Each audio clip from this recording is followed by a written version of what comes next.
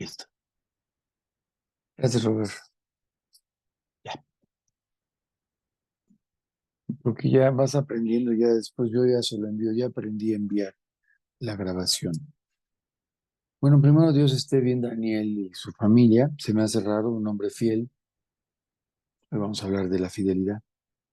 Vamos a continuar entonces con nuestro pasaje.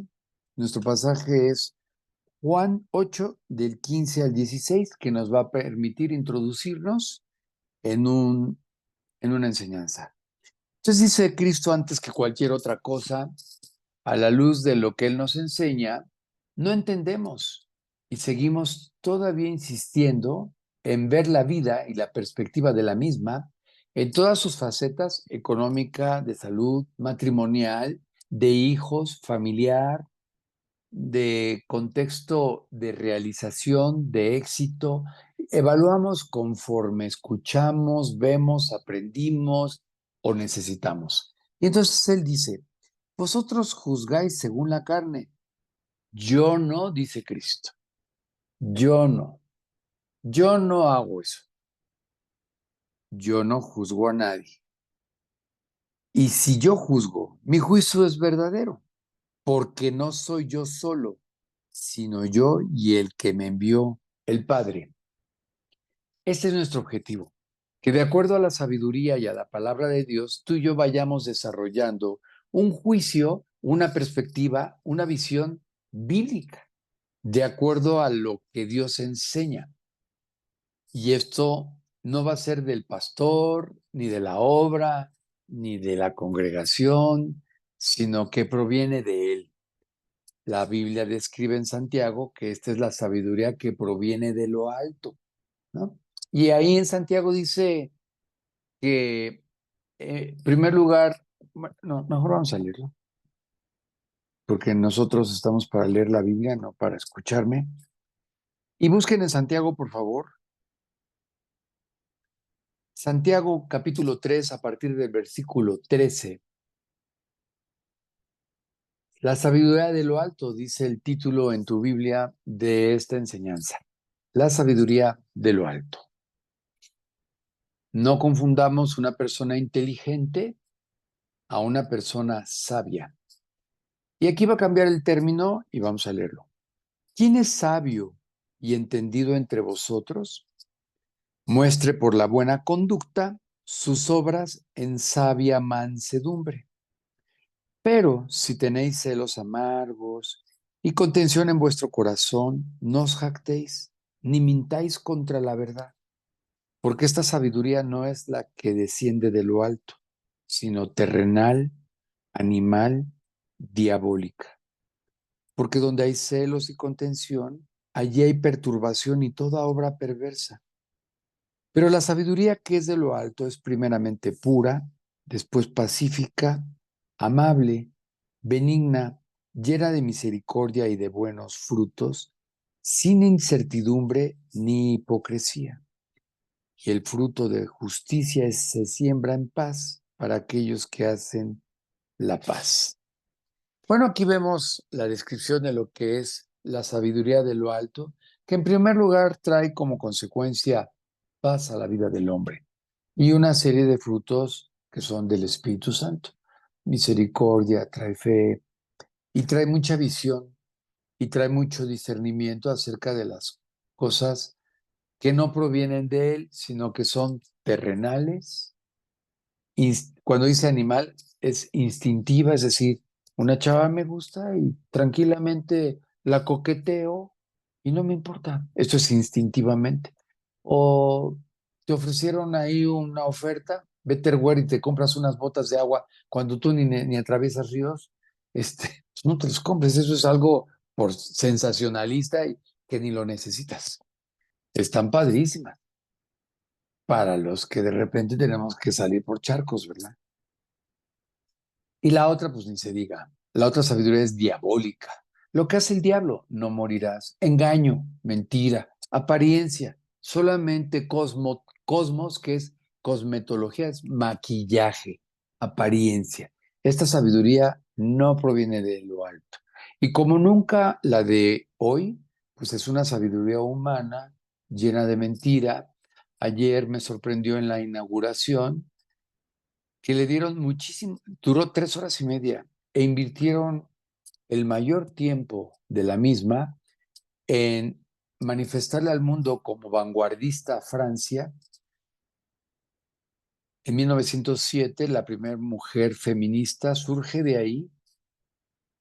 ahí salió Juana de Arco, es quemada a los 15 años, ya como una manifestación en estos tiempos abierta a los derechos del homosexualismo, de la igualdad, de la inclusión, y la queman en la hoguera por hereje.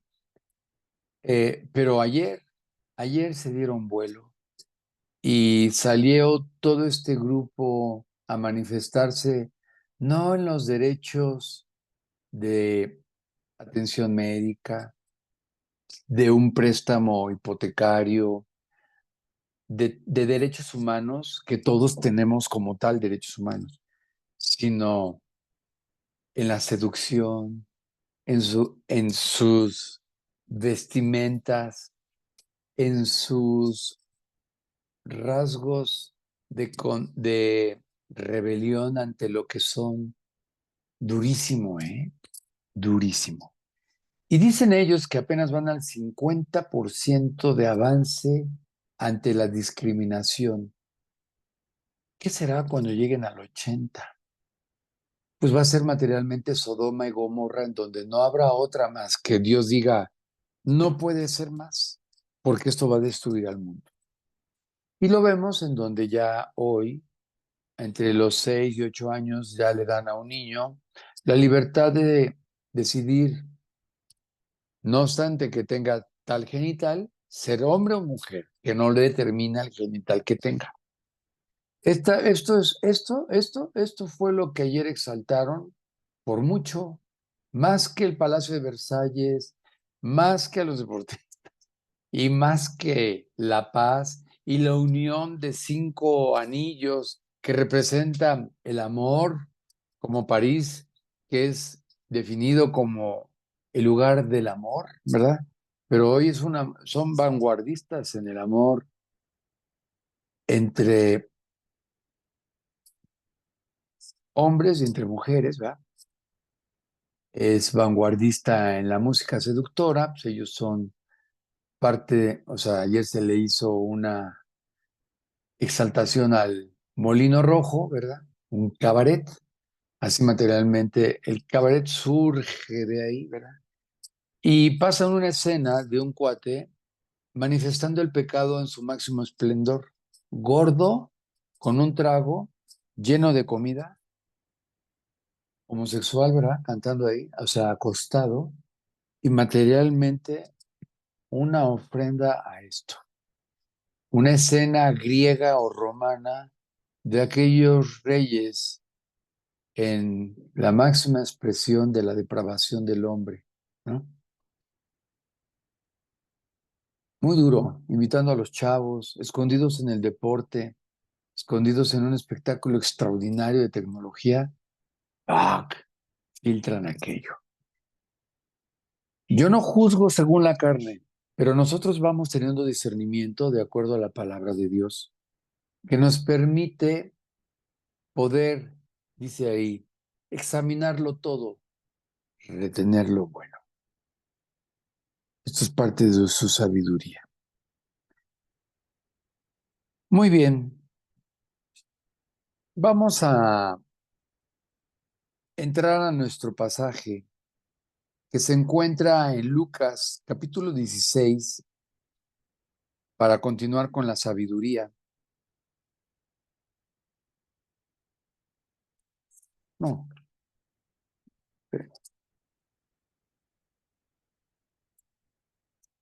sí, Lucas capítulo 16, espera otro versículo más adelante. Y el título de esta enseñanza es Parábola del mayordomo infiel. Mayordomo implica una persona, como vamos a leer ahorita, al cual su amo le encomienda, le encarga, le cede todos sus bienes y la administración de los mismos sin restricción alguna. Vamos a leer este pasaje y uno paralelo en el Antiguo Testamento para poder entender el contexto de lo que Dios nos quiere enseñar con respecto a algo muy importante que vamos a estudiar hoy. Ante este lloriqueo que todos tenemos del dinero, de la escasez, de la necesidad y de la visión del mundo de producir, consumir, producir, consumir. ¿Sabes que este hoy es el lema del mundo? Producir, consumir, producir, consumir. Checa. ¿Para qué quieres más? ¿Qué te implica más trabajo? ¿Qué te implica abandono familiar? ¿Qué te implica transportarte, no importa con lluvia? ¿Para poder qué? Consumir más. Cosas que ni necesitas.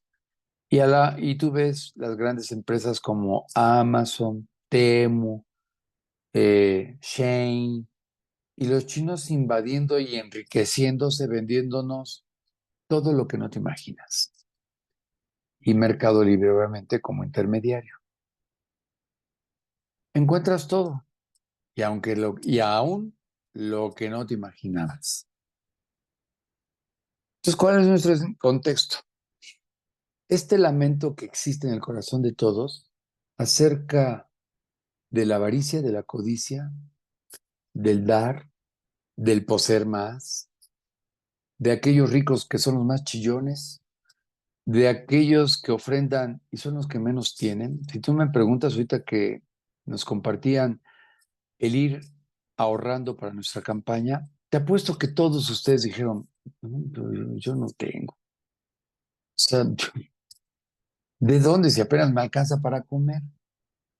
Sí, efectivamente, produces para todo, pero en estas cosas nunca nos alcanza. Y aquella viuda solamente dio la única moneda que le quedaba y dijo, Jesús siempre será recordada por todos los tiempos, y enseñó que el que menos tiene, da todo. Y esta es una realidad. ¿Sabes quiénes son los más codos? Los ricos. Son los más chinchones. Dicen por ahí que donde lloran, ahí está el muerto, ¿no? Y esto es la realidad. A la hora de la hora, regateamos, todo se nos hace bien caro, ves tu vida en escasez, y vamos a ver cómo Dios en este pasaje nos va a enseñar cómo invertir, cómo dejarnos de lamentar por lo que tú gastas, en qué lo gastas. Y esta es sabiduría, no personal, lo vamos a ver aquí. Dice el pasaje, dijo también a sus discípulos, aquí hay que hacer una aclaración, a sus discípulos. Eran hombres que estaban dispuestos a creerle a Dios y obedecerle. Tú puedes recibir una recomendación, oye, pues fíjate que te salió alta el azúcar, te recomiendo que le vayas bajando, pero no te importa. El discípulo deja todo y sigue a Jesús, obedece. El discípulo tiene un corazón en donde Cristo dice, no se haga lo que yo quiero, sino lo que tú. El discípulo está siempre dispuesto a aprender, a cambiar, a reconocer, a no justificar, a no defenderse. Se está dirigiendo a sus discípulos porque los está instruyendo para la vida y para lo que tendrán que enseñar a otros. Así es que no está dirigiéndose a cualquiera. Aquí es a sus discípulos, los cuales ya lo conocen, pero saben, ellos se dicen, maestro, rabí, no hay duda, tú eres el Hijo de Dios. Dice, dijo también, después de una serie ya de muchas enseñanzas, que están listos para recibir esta otra. Fíjense bien, había un hombre rico que tenía un mayordomo. ¿Por qué Dios detalla la condición económica de este hombre? Primero, porque no tiene nada en contra de los ricos, de la riqueza. Tener bienes poseer bienes, prosperar, no es pecado. No es un símbolo de de ser mundanos. No. Nosotros vemos que Salomón, Dios lo enriqueció, pero con todo. Que a David lo enriqueció con todo. Que Abraham multiplicó sus bienes y ganado. Que Job duplicó después de haber perdido todo sus bienes. Así dice. Y después de haber perdido todo, dice, le dio el doble. Pero tenía un buen Job, les duplicó. Después dice Pedro, oye, nosotros hemos dejado casa, riqueza, madre. Y Dios le dice, Cristo le dice, no, Pedro, estás cortísimo. 100 veces más de lo que has dejado, recibirás. Esto es muy importante a lo que vamos a estudiar hoy. Y yo me quedaría con 100 veces más. No me alcanza la cabeza para dimensionar qué representa cuando tú dejas una monedita para recibir 100 veces más. Cuando tú ocupas tu tiempo aquí y que Dios promete 100 veces más. Cuando dice su palabra que Él no es deudor de nadie. Así es que este mayordomo, como su nombre lo dice, mayor dominio sobre los demás, este hombre rico, al ocuparse de sus grandes empresas, como lo voy a poner como Slim, no puede solo. Entonces, Slim ha designado, Carlos Slim, a su yerno,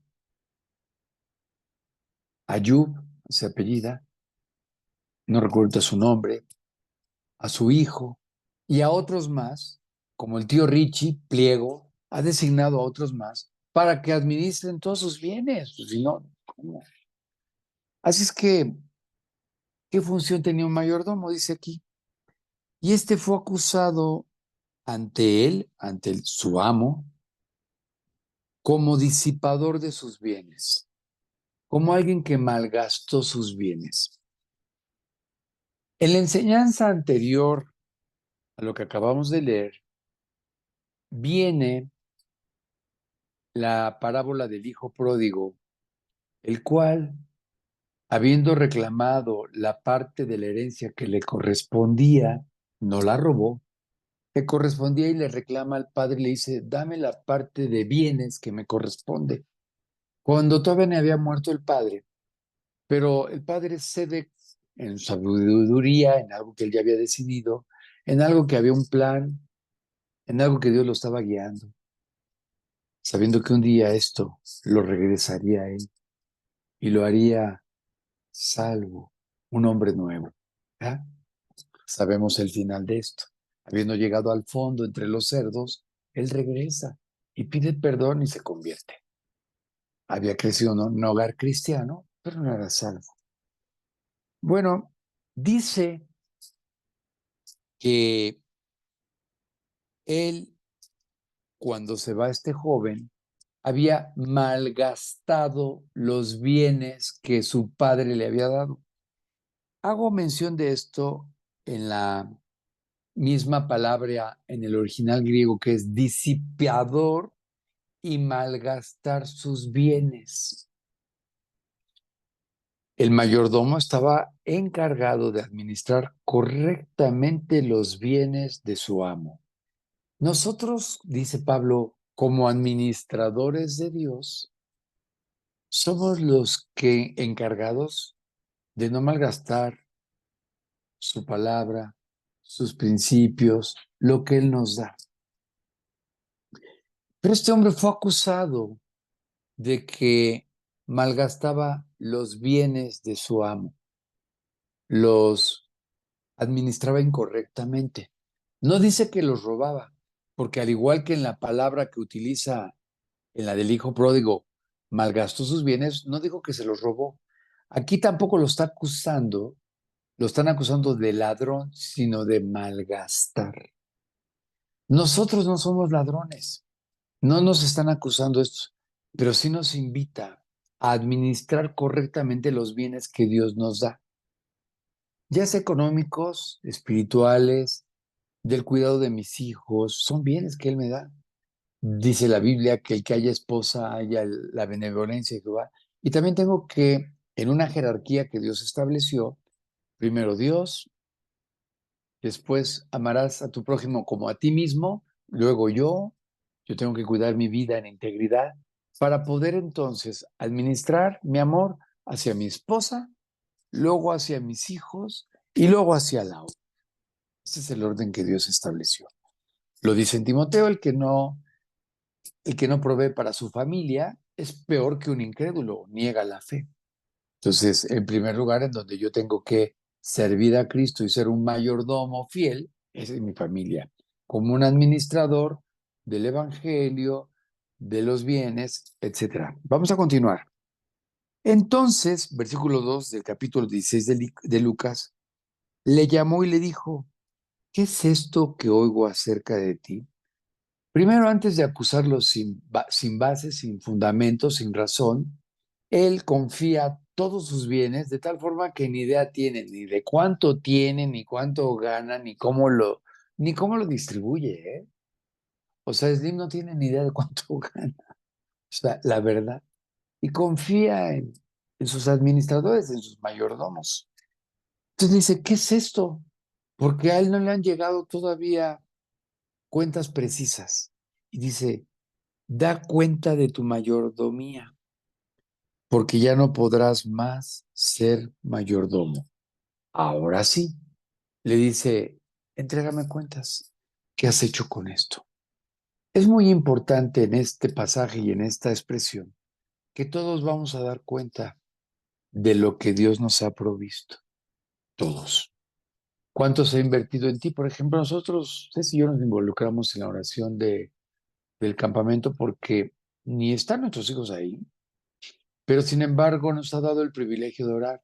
Y no fue casualidad que nos hayan enviado la liga de la reunión de oración de padres que ni conocemos, porque estábamos ahí, que muchos ni nos conocíamos, pero que estábamos intercediendo por jóvenes que no conozco más que a uno de los 117 que había ahí, pero que fue un privilegio orar por todos.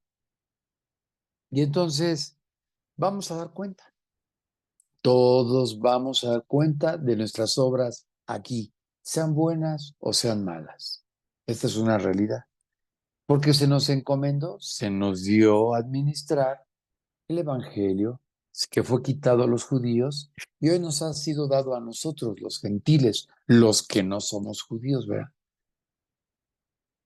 Nos da para administrar la provisión de Dios a través de nuestro trabajo, a través de alguien que se compadeció de ti, a través de una ayuda, a través de una herencia, etcétera. Pero Dios provee y nos da una responsabilidad, administrar correctamente. Normalmente tiende uno a administrar para su propio bien, como vamos a ver ahorita. ¿Qué hizo este hombre? Dice aquí que disipó los bienes. ¿Dónde te imaginas que hizo esto? En sí mismo, seguramente, como el hijo pródigo. ¿En qué malgastó el hijo pródigo sus bienes? En rameras, en trago, en una vida desviada. Yo ayer hablaba con un hombre de 72 años, limitado, y me atreví a preguntarle que por qué estaba tan limitado, que qué había hecho. Me dice, vivir mal, mujeres, trago, todo me lo gasté. Y hoy vive el día. Y me llamó la atención porque estaba chimuelón ahí. Yo, y, y convive en un ambiente donde la gente en general tiene mejores recursos, pero me llamó la atención que él estaba ahí. Y después lo comprobé porque alguien le había regalado una raqueta. Y dije, ah, caray. Pues no lo aprecian, tiene gracia y hasta alguien se ocupó en regalarle una raqueta. Nadie se ha ocupado en ponerle un puente para sus dientes. Yo creo que me va a tocar a mí. Pero, ¿qué hizo este hombre? Malgastó sus bienes a lo largo de la vida y hoy, a sus 72, vive al día. ¿Ok? Una mala administración de la provisión de Dios. ¿En qué se los gastó? En sí mismo, seguramente. Versículo 3. Entonces el mayordomo dijo para sí, ¿qué haré? Porque mi amo me quita la mayordomía. Cavar no puedo. Mendigar me da vergüenza. Esto nos da la ilustración más precisa de que no solamente disipó, malgastó los bienes de su amo, sino que también los propios, como el hijo pródigo. Se gastó todos los de su padre, que no eran de él, pero pues ahí va implícito su propio dinero, hasta llegar a un grado de tener que comer de la comida de entre los cerdos para poder solo subsistir, solo alimentarse. Así es que este hombre dice, órale, ya me gasté todo, ¿y ahora qué voy a hacer cuando pierda yo esa oportunidad? Cavar, no sé, no puedo. Mendigar me da vergüenza. Pues imagínate, después de haber sido el mayordomo de un hombre rico, ahora pedir, pues ¿cómo va a hacer esto? Dice el versículo 4. Ya sé, lo que haré para que cuando se me quite de la mayordomía, me reciban en sus casas. Y se le ocurre algo. Voy a hacer algo para que cuando ya no pueda ser mayordomo, no se me cierren las puertas en otros lugares. Pongan atención en esto. Él sabía que una vez que él fuera desprestigiado por haber desperdiciado los bienes de su amo rico, la gente lo rechazaría. Es lógico. Si aquí le está diciendo, ¿sabes qué? Dame cuentas porque ya no podrás ser mi mayordomo, pero fue acusado, tenía un prestigio. ¿Qué pensaría la gente? ¿Cómo le vas a dar trabajo a alguien que sabes que es un tranza, que administra mal, que lo cacharon por ahí en un antro? Rameras siempre hubo, lo acabamos de ver en el pasaje anterior, el hijo pródigo tras de rameras anduvo en todo su viaje aquel. Así es que dice, ya sé qué voy a hacer para que cuando me quiten todo, no pierda yo relaciones con los demás, a pesar de esto. A eso se está refiriendo. Versículo 5. Y llamando a cada uno de los deudores de su amo, al ser un rico, normalmente los ricos prosperan a través de las inversiones. ¿Y cómo es el banco? El banco te presta un crédito, ya sea hipotecario o en efectivo, y te cobra una comisión. O una agencia de coches te da un coche y te cobra una tasa de interés. Pero si tú no puedes pagar, hay una cláusula en donde te quita el bien, aunque tú ya hayas pagado ciertas mensualidades, intereses, igual en el préstamo hipotecario de una casa, tú no pagas y te lo quitan. ¿Ok? Entonces dice, ¿qué haré? Bueno, estos inversores eran ricos porque ¿qué hacían? Prestaban dinero y de ahí adquirían muchas ganancias. Llamando a cada uno de sus deudores, de la gente que le debía, de su amo, dijo al primero, ¿cuánto debes a mi amo? ¿Cuánto le debes al banco? ¿Cuánto le debes al gas? Aquí, hoy el gas tú no pagas y quiero decirles algo. Naturgy, esta gasera de gas natural, tiene trabajadores bajo comisión que están supervisando a aquellos que no pagaron en la fecha límite. Entonces, la fecha límite era el 17 de julio y la persona, esto es real, ¿eh? Pagó el 24 de julio. Naturgy manda a un fulano para que le haga el corte. Y entonces está haciendo a punto, está por hacer el corte cuando me llama la administración y me dice, van a cortar el gas de tu inquilino. Entonces le mando un mensaje, oye, te van a cortar el gas. Y me dice, ¿pero cómo? ¿Sí pagué? Y entonces dice ahí fecha de pago última, 17 de julio. Y me manda el comprobante de pago que decía 24 de julio. Y dice claramente que los pagos fuera de fecha implican corte. Ahí dice fecha máxima de pago. Para evitar el corte, 17. Pero aquí sí cumplen. Te voy a decir por qué. Porque cada vez que uno de estos trabajadores corta, tiene una comisión porque la reconexión del gas cuesta 4,000 pesos. Así es que le dan una comisión a él para que haga los cortes. Gana él y gana la compañía. Aquí nadie pierde, más que el moroso, que pasando por alto la fecha de corte no lo hizo. Entonces me explican cómo funciona esto. Aquí los deudores tenían obviamente fechas de corte y de fecha límite de pago. Entonces le pregunta a uno, ¿cuánto debes? Versículo 6. Él dijo, 100 barriles de aceite. 100. Sí, estoy de acuerdo en que pides un postre, pero se empieza a endeudar el cuate y ya debe 100 barriles de aceite, el cual era carísimo. Era básico. Era un deudón lo que este hombre debía. Pero el amo seguía ganando por lo que implicaba los intereses y todas estas cuestiones financieras que toda la vida han existido. Nadie presta de gratis. Ay, sí te presto y no hay problema, págame cuando puedas. No. Y le dijo, toma tu cuenta, le dice el mayordomo. Ok, aquí está tu cuenta. Siéntate pronto y escribe 50. Entonces le dice este cuate, debes un dineral, pero te voy a hacer una concesión. Entonces, por ejemplo, el gobierno dice, para todos los que deben agua, predial, si pagan de aquí a 15 días, se les condonan todos los intereses. Y esto fue antes de las elecciones. Y entonces dicen, no, hombre, qué gobierno.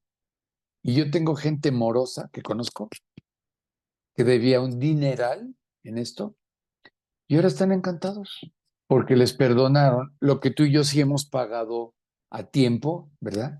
Y ellos les condonaron la deuda y les hicieron borrón y cuenta. Yo sí me molesté en buen plan, ¿eh? Porque yo pago muchísimo de predial. Y estas personas les condonaron sus deudas anteriores. Y obviamente pues votaron por el gobierno. Pues, ¿tú qué haces con un cuate que de 100 barriles ahora ya nada más debe 50? Entiende el contexto, este hombre tiene un interés ahí, que cuando ya no tenga nada, ahora se puede acercar a este que le descontó el 50% de 100 barriles. ¿Cómo crees que queda esta persona delante de él? Pues ahora endeudado. Dice, después dijo a otro, ¿y tú cuánto debes? Y él dijo, 100 medidas de trigo. Otro que estaba endeudadísimo. Él le dijo, toma tu cuenta y escribe 80. Y le disminuye también su cuenta. Pongan atención en esto. Versículo 8. Y alabó el amo al mayordomo malo por haber hecho sagazmente. Yo leí materialmente en el diccionario que debía decir sagazmente y se los voy a leer porque dije, caray, ¿cómo este cuate alaba algo? Y ahorita van a ver por qué. Significado de sagazmente. Dice aquí,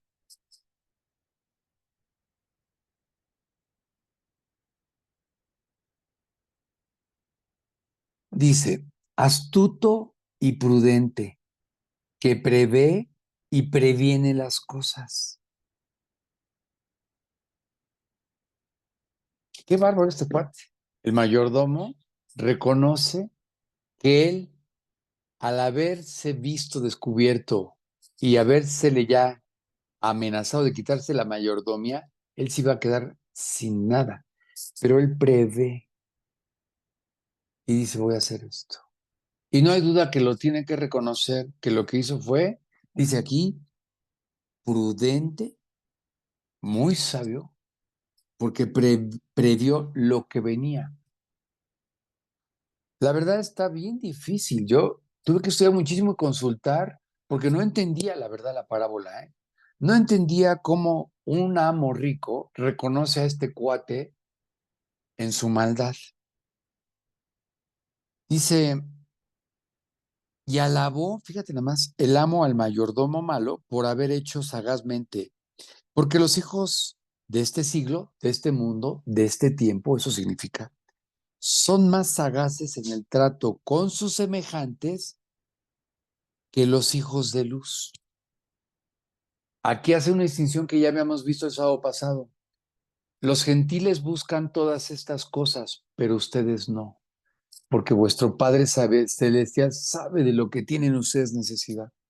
Y aquí Cristo nuevamente vuelve a hacer una diferenciación entre los injustos y los que conocen la luz.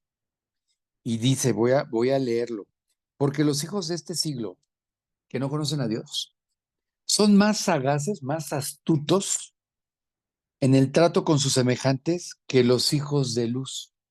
Son bien convenencieros, a esto se refiere. Le dice, a ver qué bien saco de esta persona, de este lugar, de este negocio, de este creyente. Son oportunistas, son alevosos, ventajosos, deshonestos, faltos de integridad. Esta es la vida, ¿eh? Eso es lo que está explicando. Creo que con eso queda muy claro. Eso dice Cristo. Y está reconociendo, los que no conocen a Dios, aparentemente son más inteligentes que ustedes como prudentes. ¿Va? Y dice, y yo os digo, ahora va a explicar Cristo, ganad amigos por medio de las riquezas injustas, para que cuando éstas falten, os reciban en las moradas eternas. La verdad que difícil, ¿eh? ¿O tú lo entiendes? O sea, ¿qué nos está diciendo Cristo? Vamos a volverlo a leer. ¿Ganar amigos por medio de las riquezas injustas? ¿Cómo? También voy a hacer uso de no pagar impuestos, picarme el predial, esperar la siguiente condonación para hacerme amigo del gobierno, amigo de un narco, etcétera. Pues obviamente no. De ninguna manera, Dios es luz, no participa en cohecho. Dios es contra el pecado. Ya vimos aquí que este hombre solamente reconoció algo muy importante, su prudencia para prever lo que le vendría. Hay que leer todo el contexto para poder entender la enseñanza. Dice el versículo 10, el que es fiel en lo muy poco, también en lo más es fiel. Aquí viene la diferencia y la explicación. Dios agarra y dice, con lo que tienes, con lo que Dios te provee, dice Pablo que aprendió a tener contentamiento. Él había sido un hombre rico, la verdad. Pablo viene de la riqueza, hebreo de hebreos, instruido, o sea, tuvo uno de los más grandes maestros, Gamaliel, o sea, creció en Harvard, para que me entiendas. Y Dios tuvo que bajarle su perfil de visión en cuanto a la vida, a los bienes, y padeció hambre, desnudez, dice él ahí. Pablo así lo dice. He padecido desnudez, hambre, dolor, tuvo una enfermedad en los ojos. No, hombre, le dieron una bajada, pero buena. Pero no está buscando que tú y yo tengamos que pasar por esto. Nos están enseñando para que no pasemos por ahí. Y el que en lo muy poco es injusto, también en lo más es injusto. Y el que es tranza en lo poco, cuando tenga mucho, será tranza. Eso está enseñando. De ninguna manera está diciendo que tú y yo trancemos al gobierno, al que te prestó. Por eso sería contradictorio. Dicen Romanos, no debáis nada a nadie. No, ni tampoco entonces hagámonos ricos a través de este tipo de tranzas. Quítale la herencia a tus padres, malgástala y después regresas y hasta fiesta te van a hacer. Pues no, ¿verdad? No es así. Cuidado con la lectura de la Biblia. No extraigan un versículo como solamente un principio. Dios es bueno, pero si tú lo rechazas, hay un castigo. Ay, pues qué tan bueno tiene. Es justo y no puede permitir la maldad porque no hay maldad en él. No hay mentira en él. Ayer me decía el arquitecto al que le testificaba, pero son mentiras. Ah, me decía, porque nos vimos en un club al cual yo no estoy inscrito, pero tuve acceso porque tomé una clase con un maestro y me dieron acceso al mismo. Entonces, estoy comenzando a tomar clases de dibujo y me dice, ¿qué te parece si nos vemos aquí? Y entonces le aclaro y le digo, pero yo no soy socio.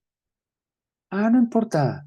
¿Y cómo entraste? Me dice, pues porque vine a tomar una clase aquí y dije, bueno, ya tomando la clase, nos vemos y nos, nos saludamos. Y así fue. Me dice, pues sí que vuelves a tomar clase. Le digo, no, no digo mentiras. Ya le había yo hablado de Cristo. Le digo, Cristo es verdad. ¿Lo estás conociendo? Pero es una mentira piadosa. Me dice, no, le digo, tú eres arquitecto.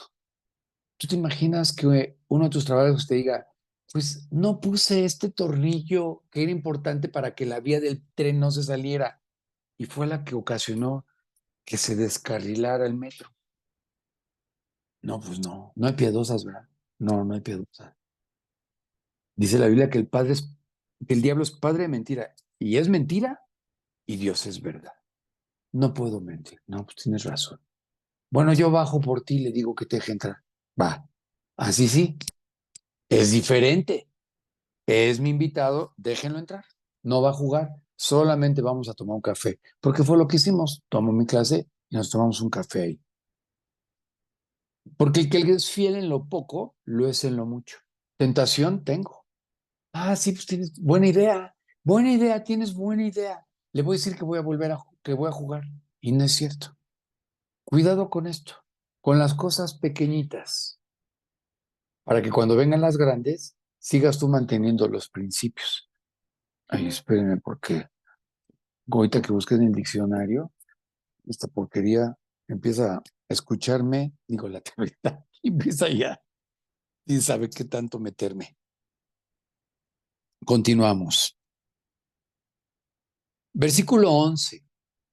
Pues si en las riquezas injustas no fuisteis fieles, ¿quién os confiará lo verdadero? Está tremendo aquí ya. ¿Cómo serás confiable? ¿Cómo serás hombre de palabra? ¿Cómo serás el copero del rey cuando no tienes palabra, cuando no cumples, cuando no eres íntegro, cuando en lo poco dices, pues, ¿qué tiene de malo? Mentirita piadosa, me decía. ¿De dónde aprendió esto mentirita piadosa? Adulterio piadoso. Pues es que mi esposa está enferma. Pues es que mi esposa hace mucho que me rechaza. Adulterita, canita piadosa. Pues es que ya estamos viejitos, pero yo todavía, pues, prendidito. ¿Dónde está? No hay tal. Porque, y hablo de esto porque esa es la realidad. O sea, tú ves hombres en los restaurantes, hoy está lleno en los restaurantes de movidas. Llama la atención, ves al hombre adulto con una jovencita de la mano y bien cariñosos y me dice Ceci, mira qué lindos. No, mi amor, le digo, este es su amante, es su secretaria. O sea, ¿cómo no me digas, no? ¿Cómo crees? Acaban de estos de acaramelados porque están en las emociones. Ya los matrimonios de tiempo como el mío, ya es por amor, por carácter, por decisión. Nos tomamos la mano, somos amables, pero ya no por emociones. Y estos, ay, en cada rincón se toman la foto, se dan el besito y algunos otros van desarrollando esto o vamos intentando crecer para avivar el fuego que nos manda Cristo, que nos deleitemos con la mujer de nuestra juventud toda la vida. Este es un trabajar, es un trabajar. Es más fácil la movida que la esposa fiel. ¿Quién nos confiará? ¿Cómo seremos confiables tú y yo? Versículo 12. Y si en lo ajeno no fuisteis fieles, ¿quién os dará lo que es vuestro? Imagínate nomás esto. Aquí hay una enseñanza muy importante.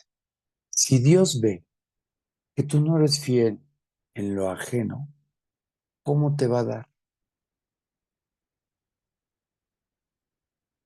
Aquí es una pausa muy importante. Estás pidiendo, estás en escasez, no sé qué tiene, pero ¿qué haces con lo que no es tuyo? ¿Cómo te van a dar más? ¿Cómo? Y entra así a lo duro. Ningún siervo puede servir a Dios, señores, porque o aborrecerá al uno y amará al otro, o estimará al uno y menospreciará al otro. No podéis servir a Dios y a las riquezas. Está hablando de la administración de los bienes. Y nosotros como mayordomos, padre de familia, director de una empresa, mayordomo en un hogar, como sabemos que es, Dios nos enseña a la integridad, nos enseña a la sabiduría de lo que implican las tentaciones, de la escasez, de la limitación. Todo está justificado, pues es que no tengo. Y entonces, como no tienes, echas mano de una tranza, de un fraude, de un préstamo. Mira, a mí no tienes idea cuánta gente se me ha acercado a pedirme prestado y otros, digo, ¿este de dónde me va a pagar? No tiene ni trabajo ni cuándo. Y asumo que es un hecho que si se lo doy, es un regalo. Y otros que ya les he prestado, ya ni se acercan porque pues, ¿quién le va a confiar a alguien que no te paga? ¿No? Esa es la verdad. Pero vamos a entrar a todavía más profundo porque Cristo no ha acabado. Versículo 14. Y oían también todas estas cosas los fariseos. ¿A quién se dirigió primero? A los discípulos. Si tú ves en el versículo 1 del capítulo, dice, dijo también a sus discípulos. Se está dirigiendo a ellos. Pero están ahí los fariseos, que tenían solamente una apariencia de piedad, pero que con sus obras la negaban, que solamente ya habían torcido los mandamientos para su propia conveniencia e imponían cargas que ni ellos llevaban a cabo, ¿verdad? Pedían a la gente que hicieran cosas que ni ellos hacían. Y oían también todas estas cosas los fariseos. Fíjate bien, que eran ¿qué? Avaros y se burlaban de él. ¿De quién él? ¿Del mayordomo? ¿Quién está hablando? Cristo. Cristo está hablando a sus discípulos. Así es que dice aquí, estas cosas hacían que eran avaros. ¿De qué está hablando? De bienes de mucha gente que tiene, pero es avara. O sea, todo para él. ¿Qué hacía el mayordomo? Tenía todo el cuate, todo, todo. Y entonces, en esto del todo, ahora sí vamos a Génesis, a la escena en donde José es llevado vendido por sus hermanos a Egipto y ahí en el capítulo 39 de Génesis, si te regalan tantita agua, fíjense bien, ¿eh? Ya estamos en Génesis capítulo 39. José y la esposa de Potifar. ¿Quién es Potifar? El jefe de la guardia de Faraón. Es un cargo muy importante. Es el jefe de seguridad del presidente, para que me entiendas, ¿no? Nada más que Faraón era un súper emperador en ese momento, así es que era custodiado porque estaba lleno de enemigos. Dice entonces, llevado pues José a Egipto, Potifar, oficial de Faraón, capitán de la guardia, varón egipcio, lo compró de los ismaelitas, que a su vez había sido vendido por sus hermanos a estos ismaelitas, que eran unos nómadas que iban para Egipto. Lo compran, lo compran, que lo habían llevado allá. Versículo 2. Mas Jehová estaba con José y fue varón próspero. No tiene nada contra las riquezas. No fue casualidad que llegara a este lugar. Y Dios lo prosperó. Y estaba en la casa de su amo, el egipcio. Hace rato hablamos del mayordomo que tenía un amo. Y vio su amo que Jehová estaba con él y que todo lo que él hacía, Jehová lo hacía prosperar en su camino. ¿Qué testimonio tenía? ¿Con qué seguridad? ¿Con qué confianza? ¿Con qué honestidad? Ir viendo a una persona que tú le confías tu vida, tus bienes, tus hijos. Así halló José gracia en sus ojos y le servía. Y le hizo mayordomo. No fue de la noche a la mañana, era un sirviente. En la casa de Potifar había cualquier cantidad de sirvientes ante las necesidades de jardinería, limpieza, seguridad, etcétera. Así es que lo pone por encima, sigue siendo un sirviente, pero lo pone por encima de todos ellos para que administre todo esto. Y él le hizo mayordomo de su casa y entregó en su poder todo lo que tenía. Imagínate nada más. Todo. Slim le ha dado todo el poder a Ayub, su yerno, para administrar. Y él representa en compras, en negociaciones a Slim. Gracias. Versículo 5. Y aconteció que desde cuando le dio el encargo de su casa y de todo lo que tenía, es decir, a partir de ese momento, Jehová bendijo la casa del egipcio a causa de José, y la bendición de Jehová estaba sobre todo lo que tenía, así en casa como en el campo. Gustavo, ¿a dónde quieres llegar? Cuando tú eres fiel en lo poco, cuando tú administras correctamente bien los bienes de tu amo, Dios nos prospera, no hay duda. Nos prospera abundantemente, sin límite. Le dio todo lo que tenía y su bendición estaba sobre de él. Voy a continuar con el versículo. Bendijo la casa del egipcio a causa de José, y la bendición de Jehová estaba sobre todo lo que tenía, así en casa como en el campo. Y dejó todo lo que tenía, pongan atención, todo lo que tenía, todo lo que tenía. Quiero que ahí pongas mucha atención. ¿Qué tienes? Todo lo que tenía, todo lo que tenía. Ay, no, para las ofrendas no tengo, para la campaña no tengo, para mis hijos no tengo, para esto me encantaría, para un detallito no tengo, no tengo, no tengo. Todo lo que tenía se lo dejó. ¿Y Dios qué hizo? Lo bendijo, lo prosperó, lo recompensó. Fue vendido como un sirviente. Llegó ahí todo enlodado porque había sido tirado a un pozo y como tenía lodo, no murió. Lo sacan de ahí, lo venden a los ismaelitas y quiero que te lo imagines ahí como una piltrafa llegó ahí. Y pues seguramente lo pusieron de entrada a lavar los baños, pero fue hallando gracia. Y después que ahora la cocina. Y que ahora, pues a ver, prepárame mi caballo, así me imagino, ¿no? Ahora prepárame mi armadura, José. Así me imagino al guardia del faraón. Y de repente fue notando que el cuate no perdía detalle y que era súper cuidadoso. Y le fue encomendando cada vez más, hasta que un día decidió, ¿sabes qué? Te vas a hacer cargo de todo. Tal integridad en tu vida. ¿Qué representa esto? Tú y yo, tú y yo servimos a Cristo. Y cuando Él nos da bienes de todo tipo, recompensa a Dios. ¿Para quién hacía José todo esto? Para Dios. Dice que halló gracia delante de Dios y que Dios estaba con él. Sabía que no era él. Humanamente es imposible ser un sirviente. trabajar para otros para que no te den nada.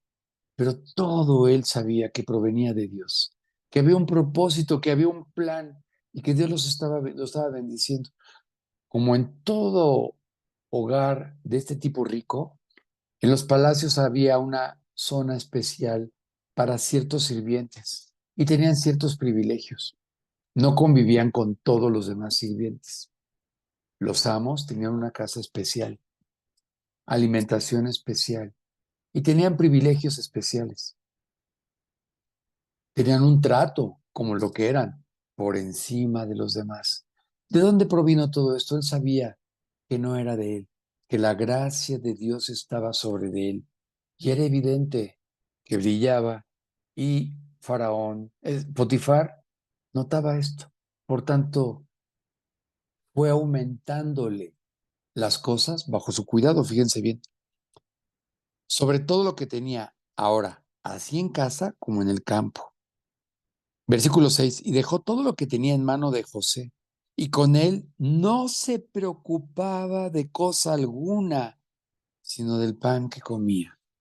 Nada, nada, nada. Estaba tan descansado este hombre, este jefe de la guardia, que sabía que todo estaba perfectamente administrado por él y bien encaminado, no malgastado ni disipado. Sabía que no le robaría a José. Y José era recompensado. Aquí el punto es que, ¿qué pasaba con él? Dice aquí, aconteció, sí, el versículo 7, aconteció después de esto que la mujer de su amo puso sus ojos en José y dijo, duerme contigo.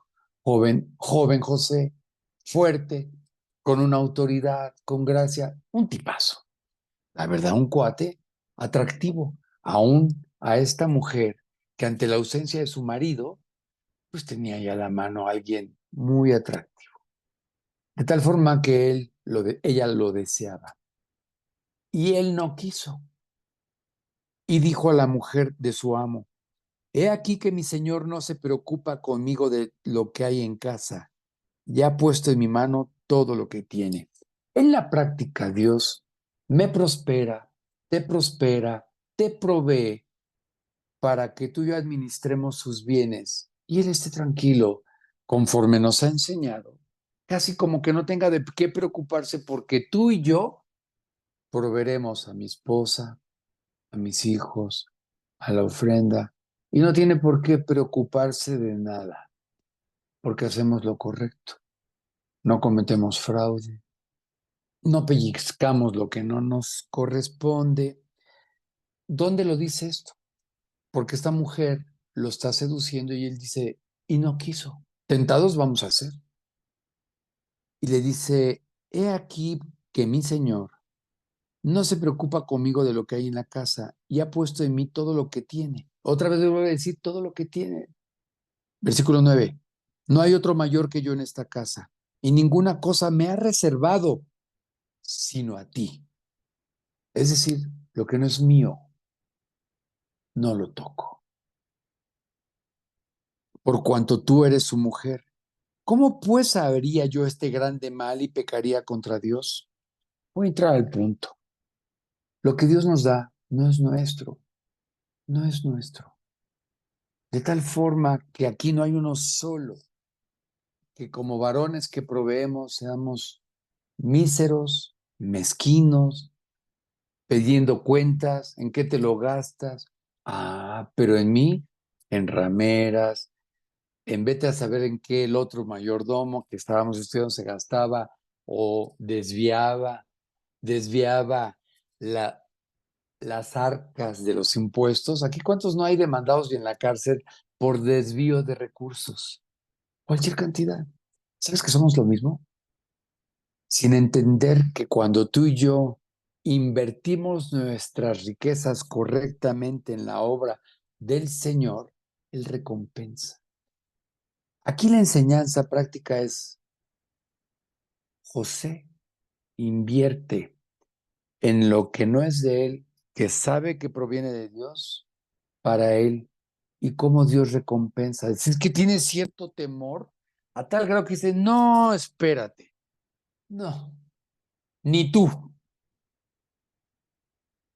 Hablando ella a José cada día y no escuchándola a él para acostarse al lado de ella, para estar con ella, aconteció que entró él en un día en casa para hacer su oficio, seguía siendo un sirviente, y no había nadie de los de la casa allí, de los demás sirvientes. Y ella lo asió, lo cogió por su ropa, diciendo, duerme conmigo. Entonces él dejó su ropa en las manos de ella y huyó y salió. Huye de la tentación. Pablo le dice a Timoteo, huye de las pasiones juveniles. Todos tenemos tentaciones, a no soltar el dinero, a no gastar en esto, a no gastar en aquello, en reprochar, en esperar, en condicionar. Las riquezas no son nuestras. Dios nos las da para que las administremos. Y quiero consolarlos en algo. Si hay una inversión que tú y yo podemos hacer es no escatimes lo que no es tuyo en tu familia. Dios recompensa. Claro, yo estoy, yo estoy encomendado para darle educación a mis hijos, pero no en Harvard. No tengo para eso, ni Dios me ha provisto. Pero sí tengo para una escuela aquí en México, lo hago. Si no tengo, en la UNAM. Si no tengo, en bachilleres. Te voy a decir algo ahí en las canchas de tenis en el club. Antes había boleritos.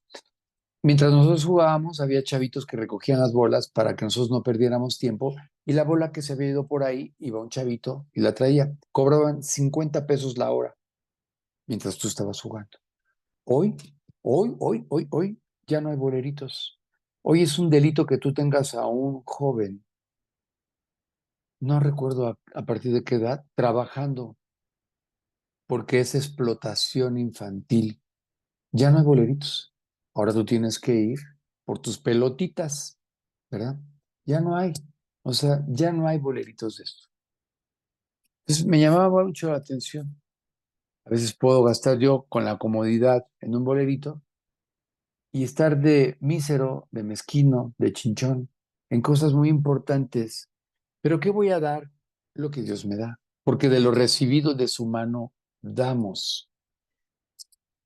Vamos a regresar a nuestro pasaje que no hemos terminado, de Lucas 16. Y con esto acabo. Solamente quería que viéramos la mayordomía.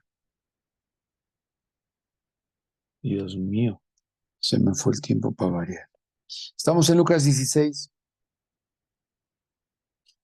Así es que en el versículo 14 están los discípulos atentos a algo que tienen que aprender los discípulos en cuanto a lo que ellos recibirían de ofrendas, en lo que, cómo vivirían, en lo que Dios les iba a proveer y que tuvieran cuidado de ser muy fieles en aquello. ¿Sabes que Judas era el mayordomo del grupo de discípulos? A él era el tesorero. Él era el que recibía todo el dinero que les proveía la gente, a los discípulos y a Cristo. De ahí entendemos y sabemos que de ahí él tomaba y robaba. ¿A alguien de ustedes me roba? ¿Qué robaba? Lo que no era de él. Cuando no le hacía falta nada. Cristo. A ti no nos hace, a ti y a mí no nos falta nada. Dios sabe lo que tenemos. Los gentiles buscan todas estas cosas, como los mayordomos, bienes para sí mismos.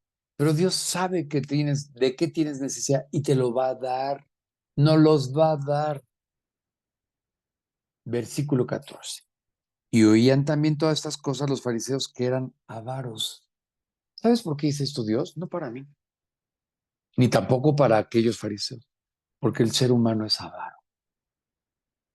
Gasta en un celular, pero no tiene para las campañas.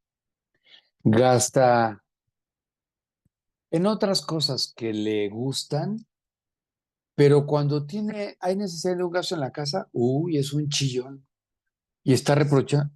¿Sabes cuántos conflictos matrimoniales tenemos por el dinero en la casa? Todos. Es conocido por todos que cuando el dinero falta en el hogar, el amor salta por la ventana. Si algo nos pone en tensión en la familia es el dinero. Y ni te digo cuando las deudas. La familia endeudada, por eso dice la Biblia, no debas nada a nadie. Este hombre estaba haciendo locuras, hizo fraude, o sea, era astuto, pero iba a dar cuentas. De entrada, lo corrieron de ahí. No nos vamos a escapar. Cuídate de hacer cosas incorrectas, porque de lo que Dios nos provee, va a alcanzar. Eran avaros y se burlaban de él. Puros cuentos, el que no tranza no avanza. Eso es lo que te va a decir el diablo. O ser avaro para uno mismo, todo para acá y nada para los demás. Dios nos va a dar un equilibrio. Y Dios siendo rico, porque hablando de riqueza, dice que Él es dueño de todo. Si te das cuenta, no te da todo. Dios, tú que tienes todo, dame un coche y no te lo da. Dame un trabajo de director y no te lo da. Sáname para... Y no. Oye, entonces, ¿qué tipo de padre es este? Bueno, tú y yo sabemos que cuando les damos a nuestros hijos todo, hoy se hacen de cristal, no son resilientes, no saben esperar, no saben sobreponerse, hacen berrinche, viven tristes, viven en la depresión. ¿Por qué? Porque todo les diste. Nunca aprendieron a esperar, nunca aprendieron a que a tiempos de escasez y aprender a vivir, como dijo Pablo, en desnudez, en escasez, con hambre. Ay, no, todo a los bebés. Esto es un hecho, es una realidad. Lo que hoy vemos en los hijos, ¿no te llama la atención que tus hijos entre los 18 y los 24 no tienen ni novia? ¿Sabes por qué? No quieren vínculos, no quieren compromiso, porque es más fácil estar vinculado con redes virtuales, con amigos virtuales en las redes, que un compromiso así, de manera personal. Ir por ella, ahorrar para invitarle un cafecito. Claro, una vez, que ella pague el suyo, estoy de acuerdo. Ya ya no alcanza para invitar, ¿no? Versículo 15 para cerrar. Entonces les dijo, vosotros sois los que os justificáis a vosotros mismos delante de los hombres. No, es que no me alcanza, es que es por esto. Son ustedes. Mas Dios conoce vuestros corazones, avaros, que malgas, que mal administran los bienes de Dios. No es nuestro, nos los dio, necesitamos sabiduría para que en la provisión abundante no codicies más. No vivas por estas cosas. El mundo, con esto cierro, hoy como nunca vive por producir y consumir. Este es el objetivo del mundo, producir y consumir. Cristo desde ese entonces les dijo la plenitud, el gozo de un hombre no consiste en los bienes que posee. Fue muy claro. Desde ese entonces, dice, porque lo que los hombres tienen por sublime, los bienes, las riquezas, mm, la codicia, la avaricia, el producir, el consumir, delante de Dios es abominación.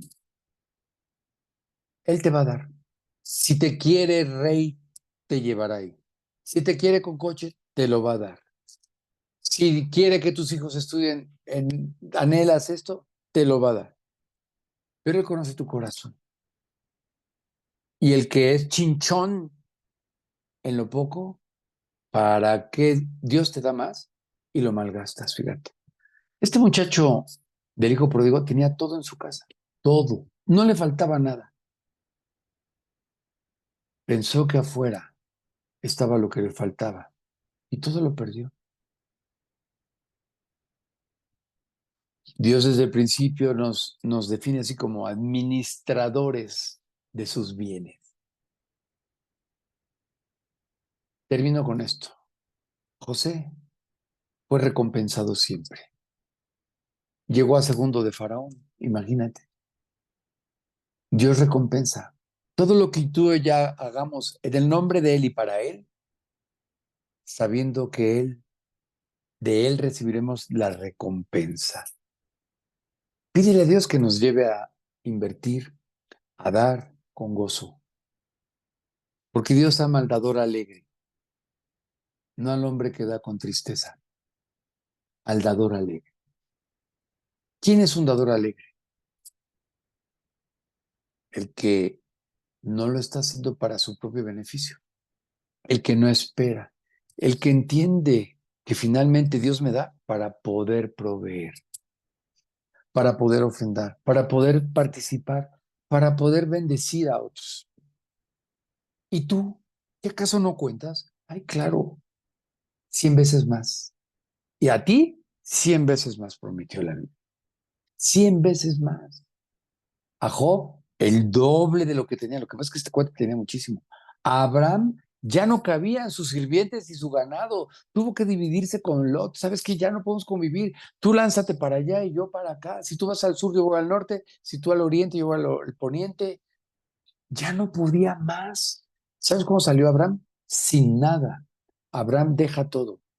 Sal a la tierra que yo te diré. Y de repente, ¿qué hizo Abraham? Prosperó, prosperó, prosperó, prosperó. ¿Por qué?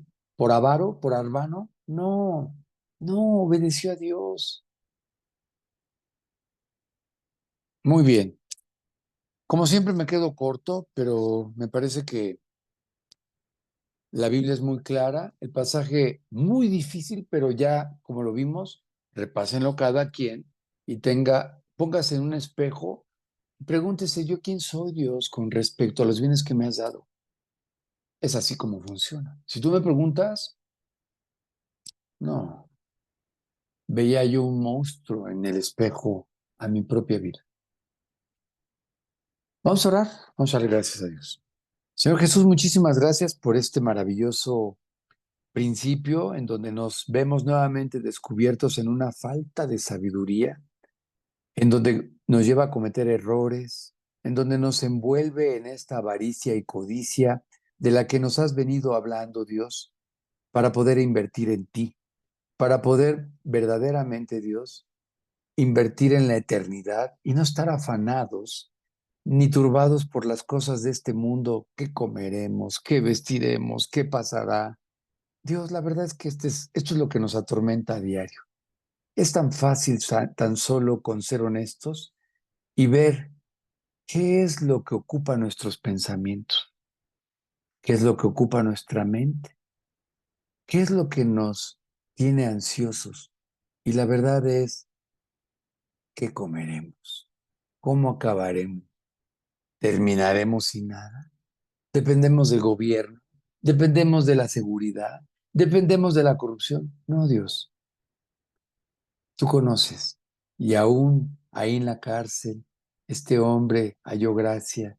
Aún en las peores situaciones, Pablo, es verdad, con hambre, pero nunca murió de esto, de hambre.